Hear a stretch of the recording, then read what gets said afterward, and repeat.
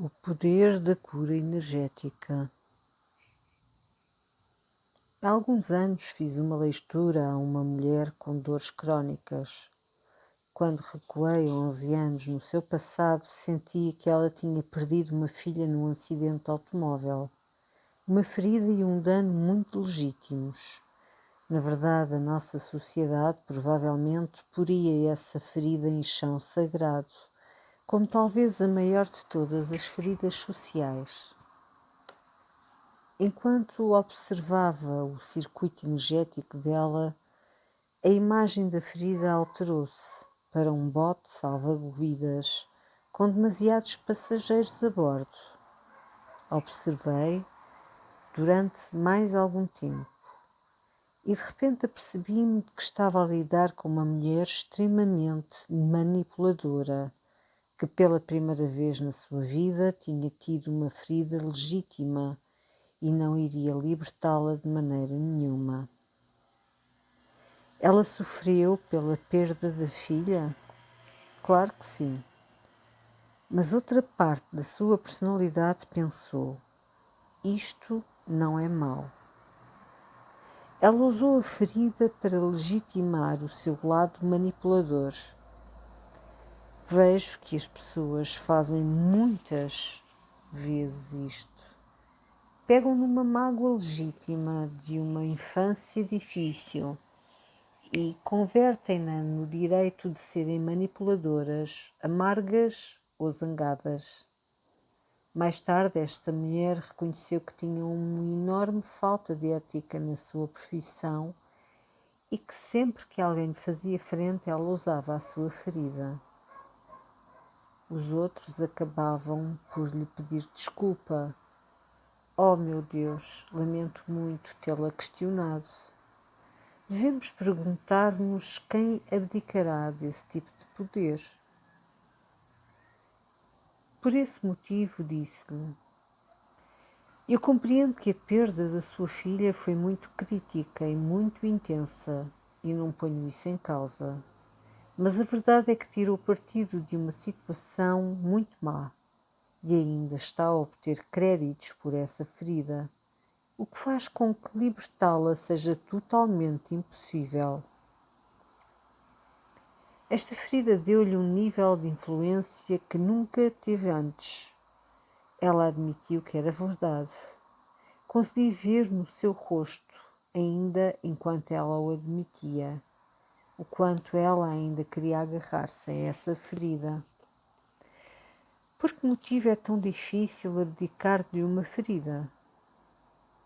Acredito que todos nós nascemos com um determinado conjunto de percepções em relação àquilo que sabemos ser verdade. Uma das percepções nesse conjunto é que se nos libertamos de determinadas coisas, as nossas vidas mudarão. E a realidade é que, na verdade, temos mais medo da mudança do que da morte. Uma vez dei uma palestra sobre este tema na Universidade de New Hampshire, para talvez 600 pessoas. Uma mulher que até então tinha estado muito calada e até com uma postura dócil, pediu-me a medo para esclarecer o que estava a dizer em relação a abdicar da nossa linguagem de ferridologia. Eu respondi que não queríamos abrir mão dela porque se tornou a nossa linguagem principal de intimidade e criámos tudo o resto, a nossa vida amorosa, a nossa vida social, em torno do vínculo criado pelas feridas. Disse que para a maioria das pessoas a ideia de abdicar disto era demasiado avassaladora. Nesta altura a mulher levantou-se repentinamente, como se a sua cadeira tivesse sido percorrida por uma corrente elétrica. Aquilo que está a dizer não me agrada, gritou. Não me agrada porque se eu abdicasse desta linguagem das feridas, não teria nada para dizer a ninguém. Não me agrada nem um bocadinho. A ferida social. Casos como o desta mulher e de Jane não são raros. a feridologia tornou-se um fenómeno social generalizado, representando uma alteração na consciência global. Durante as últimas 4 décadas, a sociedade norte-americana fez um esforço substancial para se sensibilizar para a necessidade de as pessoas curarem os seus traumas pessoais, perdas e abusos.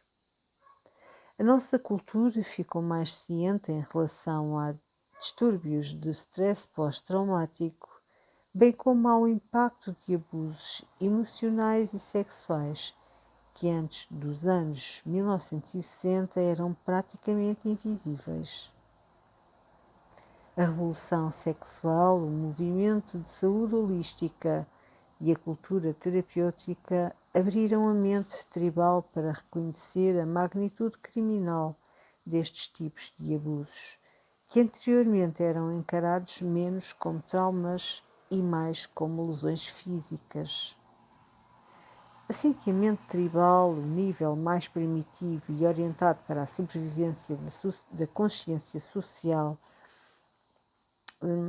que se idem reconheceu as consequências psicológicas e emocionais destes abusos, respondeu formando grupos de apoio para aqueles com feridas emocionais e aprovando leis para criminalizar abusos psicológicos e emocionais. Esta e outras medidas de cura foram apropriadas e muito necessárias. Contudo, talvez porque as feridas emocionais são tão poderosas, as atitudes culturais passaram agora para além das medidas de cura apropriadas, tornando hipersensíveis às alegações e exigências das vítimas. Professores, médicos, sacerdotes, pessoas de negócios e até familiares de repente têm de exercer uma cautela extrema quando lidam com crianças ou membros do sexo oposto, se não quiserem arriscar alegações de comportamento inapropriado. No meu próprio circuito de workshops recebi um contrato que continha um aviso sobre uma nova política sobre assédio, que identificava 9 categorias de padrões de comportamento que são agora reconhecidos oficialmente como ofensivos. Leia-se, causam feridas. Estes padrões comportamentais são subtis e não são subtis. Desde contar piadas a tocar, passando por uma conduta verbal ofensiva ou não denunciar um comportamento ofensivo de outra pessoa. Obviamente, as pessoas que foram abusadas e atormentadas durante a sua juventude muitas vezes precisam de ajudar para enfrentar as suas histórias e para avaliar as suas ações. Contudo, os adultos que sofreram abusos na infância têm alternativas para além de assassinar os seus abusadores. Políticas como esta, embora bem intencionadas, encorajam as pessoas a procurar a ferida num contexto social e a procurar um comportamento ofensivo naquilo que na realidade poderiam ser circunstâncias completamente inocentes. Uma pastora da Igreja Episcopal falou-me da sua grande aflição em relação a uma nova política da sua igreja que proíbe abraçar qualquer paroquiano. Enquanto diretora espiritual, muitas vezes toco nos clientes como uma forma de lhes prestar apoio, disse ela. Agora não posso tocar em ninguém e tenho de deixar a porta aberta durante as sessões de direção espiritual ou confissão, que são totalmente privadas. A resposta dela a essa política foi fazer uma formação de massagista e terapeuta corporal para ter, desse modo, licença para tocar. O poder da ferida também se tornou significativo nos nossos tribunais, como demonstrado pelo júri dividido no julgamento inicial de 1985 dos irmãos Menendez. Nos nossos esforços para criarmos uma sociedade mais consciente dos sentimentos da sua população, temos agora de nos perguntar se fomos longe demais ao encorajarmos as pessoas a terem cuidado com as feridas dos outros. Atualmente, advogados fazem publicidade rotineira na televisão, encorajando as pessoas a processarem os outros por danos pessoais, o que se traduz em ganhar dinheiro quando ficam feridos e zangados. A mensagem social é que as feridas são uma forma de lucro. Curar não lhes traz nada. A feridologia acaba então por se resumir a uma espécie de estado social da alma, pagando subvenções às pessoas por se recusarem alegremente a melhorar a sua condição. Na nossa cultura acelerada de informação, as regras que regem as nossas vidas estão a mudar, quase mais depressa do que conseguimos captar. A resposta cultural em relação à nova consciência das feridas emocionais foi tornar-nos sensíveis às feridas, porque todas as curas, quer sejam para um indivíduo ou para uma sociedade inteira, começam com a identificação das feridas. Mas a identificação das feridas é apenas a primeira fase da cura. A verdadeira jornada de cura requer superar essa dor. Não estou a sugerir que, enquanto indivíduos, ignoremos os efeitos das nossas feridas no nosso comportamento cotidiano. Contudo, também devemos evitar permanecer nos traumas do passado, ao ponto de esgotarmos a energia disponível para o nosso corpo funcionar e desviarmos energia do presente, seja por que motivo for. Todo o objetivo da consciência, segundo o uso que fazemos do termo, é aprender a estar consciente, precisamente destes tipos súbteis de desenvolvimentos energéticos no corpo e no espírito e agir em conformidade.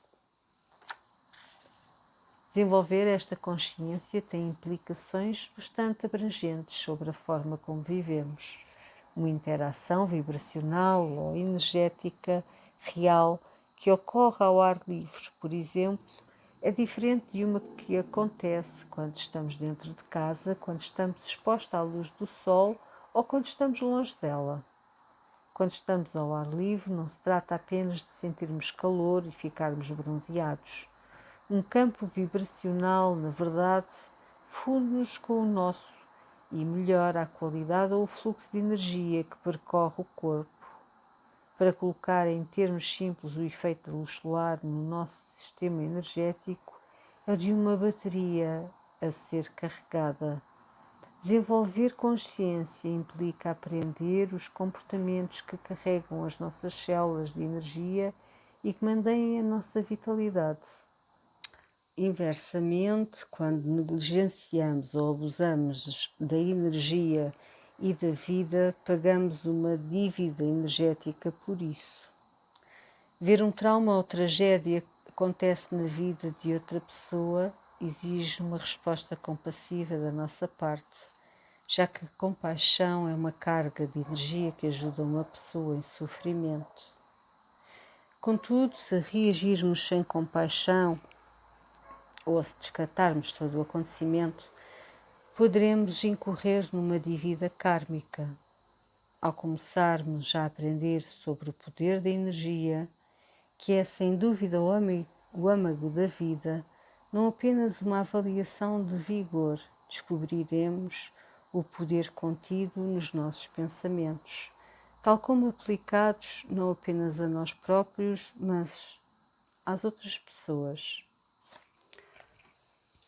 Uma das histórias mais profundas que alguma vez ouvi num workshop foi contada por uma mulher a que chamarei Maggie, que ficou gravemente ferida num acidente de viação e teve uma experiência de quase morte. Maggie ficou tão destroçada que saiu do corpo e, nesse estado a flutuar por cima da cena do acidente, Conseguia ouvir como as pessoas nos carros atrás do dela reagiam ao acidente. Algumas estavam profundamente abaladas por terem testemunhado o acidente, enquanto outras diziam coisas como: "Oh, mãezinha do céu, era só isto que me faltava. Quanto tempo vou ficar presa aqui?" Mas do quinto carro atrás dela, ela viu uma magnífica espiral de luz que subia para o éter e que depois regressava ao seu próprio corpo. Ela pensou: o que se passa ali? E ao pensar isso, ficou instantaneamente ao lado da mulher nesse carro, que estava a dizer uma oração por Maggie. Naquele estado energético, no meio da sua experiência de quase morte, Maggie viu a matrícula desse carro e decorou-a. Ela acabou por regressar ao corpo e foi levada para o hospital. Quando recuperou por completo, pesquisou a mulher que tinha rezado por ela e apareceu-lhe à porta com um ramo de flores para lhe agradecer. O resgate do espírito. Ao localizar as almas de algumas pessoas com cancro, vi muitas vezes que cedo nas suas vidas uma figura com alguma relevância, um progenitor ou talvez um professor, lhes disse algo como: nunca serás suficiente boa, ou nunca farás grande coisa na vida. Podem ter sido apenas 3 segundos. Contudo, estes 3 segundos dominaram o resto da vida da pessoa. Se pode ser completamente dominado por um comentário de 3 segundos, acha mesmo que cria a sua própria realidade? Não parece. E essa negatividade que está a criar a sua realidade e o seu desafio é tornar-se suficientemente forte para chamar o seu espírito de volta. Ao ler as próximas páginas e realizar o exercício seguinte, lembre-se de que cria de facto a sua própria realidade. Imagine um grande círculo à sua frente e a seguir visualize o seu prana, a sua força vital ou graça, a entrarem pelo topo da sua cabeça. Agora é-lhe dada uma escolha. Como quer distribuir o seu prana? O modo como o distribuir é o modo como regressará a si. Receberá aquilo que der. Se disser: regressa a este acontecimento amargo do meu passado e mantém-me vivo, e depois traz-me o que dele colheres, é a partir dessa colheita que alimentará o seu tecido celular. Exercício: reclamar o seu espírito de volta. Não digo que seja fácil resgatar o seu espírito dos dias que passaram, não apenas devido ao sofrimento genuíno envolvido, mas também porque deter-se em memórias tristes ou repletas de ira pode tornar-se um hábito, quase como estar sob um feitiço. Acostumamos-nos a permanecer no junk mail indesejado de ontem, simplesmente porque estamos habituados. O nosso espírito vai tão facilmente para os nossos cemitérios históricos que a sua energia passa por cima da nossa mente consciente e depois simplesmente nos avisa que se instalou no nosso passado. Por conseguinte, com o passar do tempo, nem sequer temos de ativar conscientemente o nosso passado infeliz. Ele é ativado automaticamente. O processo de recuperar esta energia do passado começa com uma alteração de consciência e vocabulário. Em termos simples, tem de deixar o seu passado para trás. Aprenda a tornar-se consciente, o mais frequentemente possível, daquilo que está a pensar e de onde está a sua energia. Quando se sentir a regressar à névoa de uma memória, ordena a sua energia para regressar ao momento presente, dizendo: não continuarei a seguir esta direção, liberto-a de uma vez por todas. E não faça um alarido do ato de libertação. Nem sempre é necessário esmurrar almofadas no chão enquanto grita de raiva. A libertação pode ser alcançada com um pouco de humor, tal como tu outra vez desaparece. Não tenho tempo nem energia para pensar mais em ti. Descontraia e não permita que o passado o assuste. Pare de lhe dar poder ao apegar-se à crença de que as coisas podiam ou deviam ter sido diferentes. Isso é um disparate. À medida que ganhar mais controlo sobre os seus pensamentos, tente mudar também o seu vocabulário. Use o presente, o indicativo, para falar sobre a sua vida. Claro que pode recordar o passado, mas que seja um hábito recordar os bons tempos. Quando alguém lhe perguntar como está, dê-lhe uma resposta positiva, que esse seja o seu modo habitual. Se estiver genuinamente a lidar com algo que lhe aconteceu recentemente, partilhe-o, mas não permaneça aí. Se o incidente o lembrar das muitas outras coisas em que isso aconteceu, então lembre-se desses tempos se e apenas se estiver finalmente preparado para tentar compreender e quebrar o padrão dentro de si em cuja criação esteve de algum modo envolvido. Se durante a sua estadia nas suas memórias passadas emergir a sentir-se ainda mais como uma vítima que diz: "Vêem, não consigo ganhar, faça o que fizer", é porque não está a perceber o objetivo de chamar o seu espírito de volta. Para curar o seu passado, tem de recuar no tempo, com a intenção genuína de procurar e quebrar padrões repetitivos e obter os conhecimentos sobre o que precisa de aprender nesta vida. Capítulo 2. Os 5 mitos sobre a cura. A ligação entre a consciência e a doença é atualmente o objeto de muita especulação e investigação científica. Certamente que temos consciência das crenças negativas e dos seus efeitos sobre nós. Pode ajudar-nos a fazer escolhas positivas e mudar as nossas vidas para melhor. Acredito, tal como muitos outros professores e investigadores, que uma consciência da ligação inata entre corpo, mente e espírito pode catalisar uma cura. No entanto, mesmo as pessoas mais virtuosas podem ficar e ficam de facto doentes. Pessoas extraordinariamente puras contraíram as mais comuns das doenças, incluindo cancros dolorosos. Algumas até poderão ter sabido antecipadamente que iriam morrer.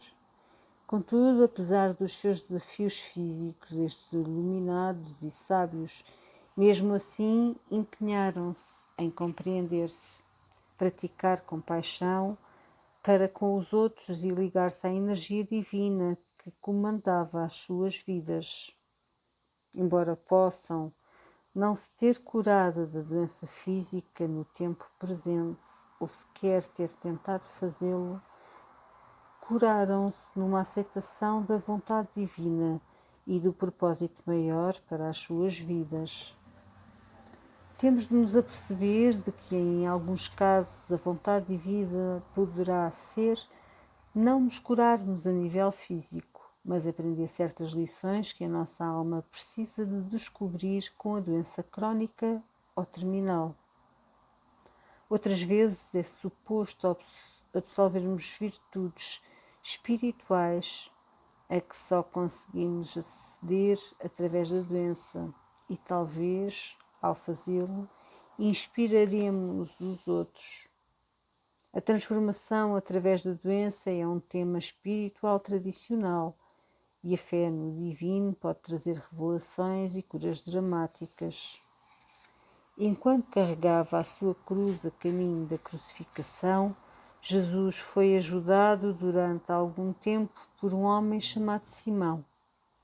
Esse incidente simbolicamente poderoso merece muito mais atenção que aquela que lhe é concedida. Diz-nos que na nossa jornada para a individualidade e para concretizarmos os nossos destinos únicos, também temos de carregar fardos por aqueles que não são suficientemente fortes e por vezes o fardo é a negatividade. Certa vez em Londres fiz uma leitura para um homem especial que tinha o rosto de alguém abençoado. Ele veio ter comigo depois da palestra e disse: "Eu sou muito boa pessoa, mas não compreendo porque é que tenho tantas dificuldades com as autoridades com quem trabalho." Ele trabalhava na British Telecom. Olhei para ele e só vi bondade a irradiar do seu campo áurico. Fechei os olhos e pedi orientação e recebi uma impressão muito forte do que ele era, uma espécie de anjo da guarda em formação e que estava a absorver muita negatividade. Muita dessa negatividade era racista, porque ele vinha da Índia. Muitos outros indianos que ele conhecia sofriam de racismo, mas não eram suficientemente fortes para lidar com isso. Por isso ele absorvia os ataques por eles. Expliquei isso ao homem, acrescentando: "Não sei se isto vai ajudá-lo, mas é a única impressão que tenho." "Oh", disse ele, "eu consigo aguentar isso."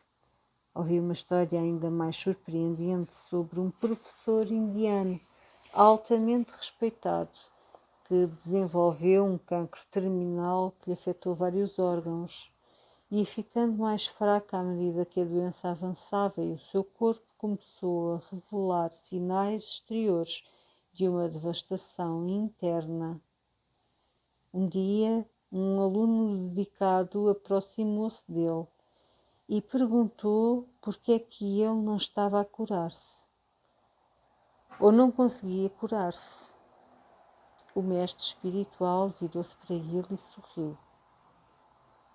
"Queres ver-me curar isto?" disse ele. "Observa."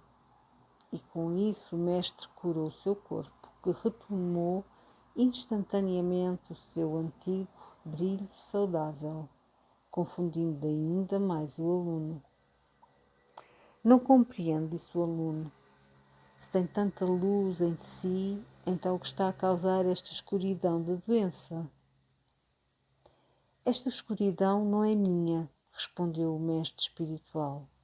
"É tua e dos teus outros alunos. Estou a carregá-la porque vocês, até serem suficientemente fortes para a carregarem vocês mesmos. Quanto a mim, não a sinto." Aceitar a direção divina é a chave para aumentar a maturidade espiritual. E também é a chave para curar desafios, tanto físicos como emocionais. Independentemente de uma doença ser uma crise espiritual ou ter sido desenvolvida a partir da negatividade, a natureza humana foi concebida para procurar meios de cura. Contudo, as minhas muitas experiências a trabalhar com pessoas confrontadas com doenças levam-me a acreditar que muitas vezes as pessoas não se curam porque, consciente ou inconscientemente, têm mais fé em padrões de crenças profundamente poderosos que interferem com a cura do que na sua capacidade de cura. Existem 5 mitos principais em relação à cura que podem apoderar-se por completo da força mental e emocional de uma pessoa e tornar a cura quase impossível. Cada um deles suporta a consciência da feridologia, que serve bem mais para enfraquecer o corpo do que para repará-lo. Estes padrões de crença são tão poderosos que por vezes parecem mais fortes do que as nossas crenças otimistas sobre a possibilidade de cura. Isto acontece porque as crenças otimistas e esperançosas se prendem com o futuro, enquanto a doença é uma realidade e os mitos que a apoiam estão no tempo presente. A cura é intangível, mas conseguimos sentir e ver a nossa doença. A forma mais eficaz de quebrar a força controladora de um mito é reconhecer que pessoalmente acredita nele e que, embora possa partilhar essa crença com outras pessoas, é uma crença e não necessariamente um facto. A seguir, deve trabalhar conscientemente para se desapegar da sua influência. À medida que for lendo cada um dos 5 mitos, pergunta a si mesmo: isto é algo em que eu acredito?